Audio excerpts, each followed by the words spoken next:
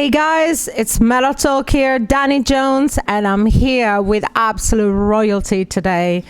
We're here at the O2 London Arena for a fantastic show, and we have Alter Bridge, we have Hailstorm, and right now I am speaking to the one and only Wolfgang Van Halen.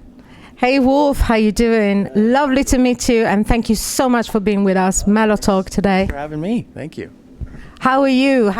This is the last of the tour. How has it been? Oh, it's been amazing. It's been very exciting to be able to travel with people I've known for so long. They're like one big happy, traveling musical family.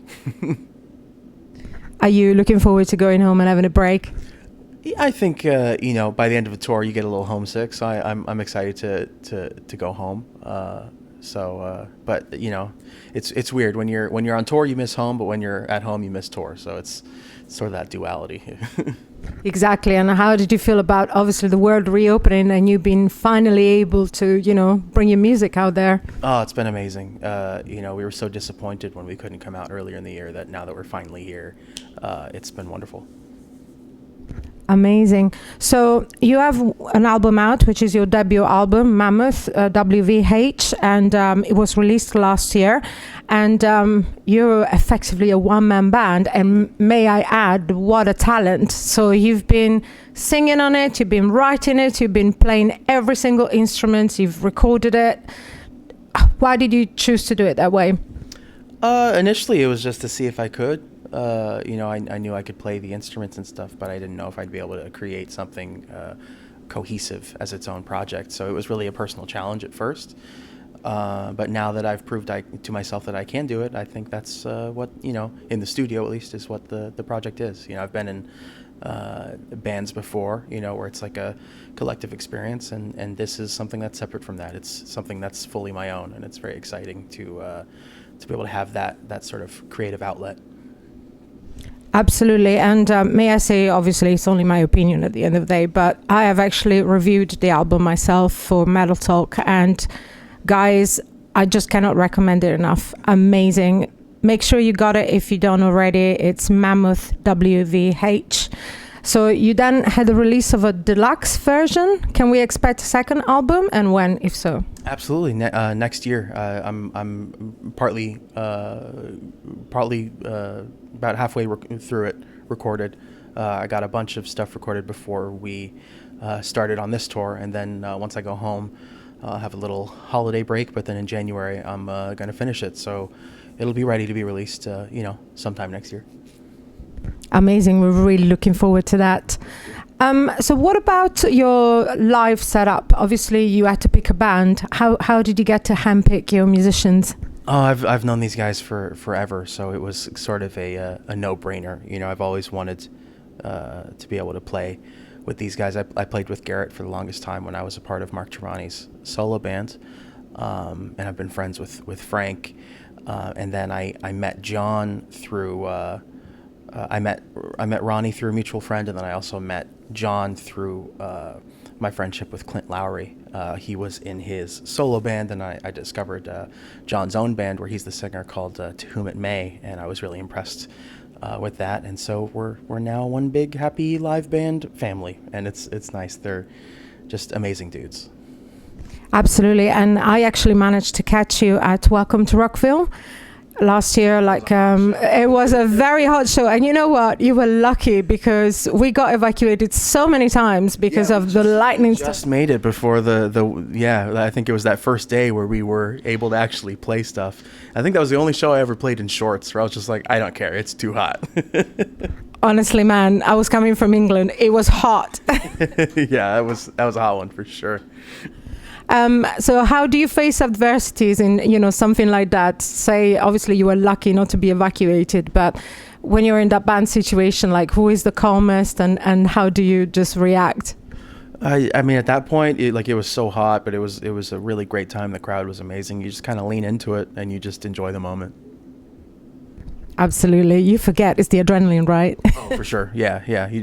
That's why you got to remember to hydrate and stuff, because if you're not thinking about it, you'll pass out quick. Absolutely. So for the new album, will you have the live band set up, or will you be going back to recording it all yourself? No, in the studio, I do everything. That's sort of it's kind of like, gosh, you know how Nine Inch Nails is sort of its own thing in the studio, and then live it's its own thing as a separate sort of live performance. But yeah, I think I found the comfortable way in how I record albums now, so I'm having a good time doing that. Excellent. Well, we're very much looking forward to that, whenever that will be, obviously.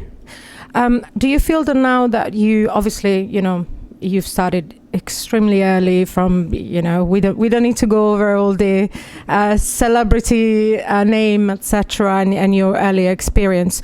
Do you feel that now that you have a release and you've launched your solo career, that there has been a shift in terms of your fan base, and finally these associations and constant comparisons have gotten kind of like, there has been a breakaway from it? Yeah, I think that it'll always be there, but it's, I'll never stop being my own person. And it's nice to see people respond to it. It's to have people enjoy me for me instead of what my last name is a really gratifying thing. Absolutely. And gosh, I mean, if you don't think this guy is talented, if you don't know who this guy is, by the way, Wolfgang Van Halen, because you either been in a coma or you slept under a rock or something, make sure that you get his album right now, because trust me, it's worth it. Wolfgang Van Halen, and the album is Mammoth. The band is Mammoth WVH. The album is obviously from the band, same name. I want to talk about the writing process, and especially your content. Obviously, you write about a very, very personal lyrical content. I have to admit, I lost my dad around the same time when you released The Distance. Thank you, and likewise, of course.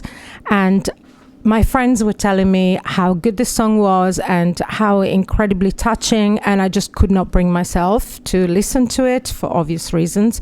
When I finally did, it just confirmed, what my fears were in a way, but in a positive way. It's so incredibly deep and really touches you in certain, obviously in your soul, basically. So, how do you manage to even perform it, muster the courage to do that, and has that gotten any better or easier in time?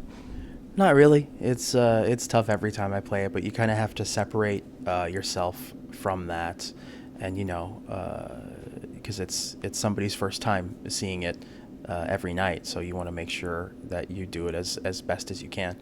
So sometimes it's more difficult than others, but yeah, overall it's I think it's just always going to be a thing that I need to kind of prepare for before I do it. Well, it is an absolutely incredible song, so check it out if you haven't. It's called Distance. And how do you feel about the fact that you equally can, touch so many souls and people that may relate to it on a very personal level? It's an honor. I mean, when I see people, I see comments all the time about how much the music or that song means to them. It's a really it's tough to wrap your head around that that's something you made is helping somebody. It's a very crazy feeling. I'm very, very thankful for even being around that sort of vibe. It's a really crazy thing. Amazing. And you should be absolutely proud, because obviously you have received so many satisfactions, accolades in such a short time. I mean, things are definitely looking up for you. You've had a Grammy nomination. You even got engaged this year. Massive congratulations, by the way. Do we have a date? Not yet, but next year's gonna be pretty busy for touring. But I'm gonna need to find the right time at some point next year, hopefully. What is your absolute dream, where to take the band from here? And especially, is there obviously, I mean, you've been supporting GNR after you've done just a couple of shows before? Our third show was opening for Guns N' Roses in Hershey, Pennsylvania. Yeah, that was our third show. And what would you say is your dream lineup, or if you wanted to go on somebody's tour, or obviously, you know, your own? Yeah, I have no idea, honestly. I'm grateful to be touring in any capacity, but just recently we announced that we're going to be opening for Metallica next year and the year after, which is really crazy. So I'm just honored to be out there, and that people are willing to come see us, and from bands have us open for them. It's very grateful for the opportunity. Wow, mind-blowing, right?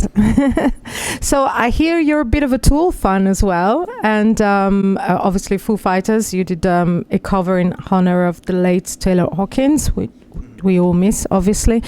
If you had to do like a dream collaboration, then who would that be with? Oh, man. Gosh, I have no idea. I mean, having played with Dave and Josh Freese and Justin Hawkins at the Taylor tribute, that was definitely a dream collaboration. Being able to play with musicians I've looked up to my whole life. So, but yeah, I mean, when it comes to working together or something and writing, I'd love to write with Dave or something. that'd be really cool. He's a great guy. And if you didn't play music, what would you be doing? I don't even know. That's music is one of the most important things in my life. So I that's tough to imagine. I have no idea. I'd have no purpose. Well, that's the true, words of a real musician. And as your late father, bless his soul, said, obviously you just got to keep playing, right? Yeah, definitely.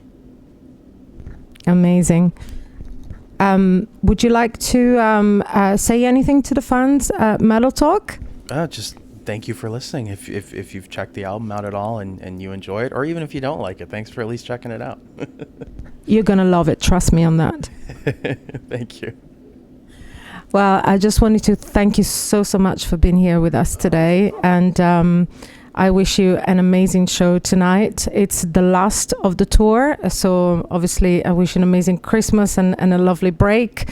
You guys are going to go on tour with Alter Bridge in the US in the beginning of the new year, right? Yeah. We have a nice little break for the holidays, and then I have to finish the album, and then by the end of January we're right out with Alter Bridge in the States. It's going to be a good time. Amazing. Life on the road, just the best. Wolf, it's been amazing knowing you, and thank you so much for your time, for talking to us on MetalTalk today. Thank you. Take care.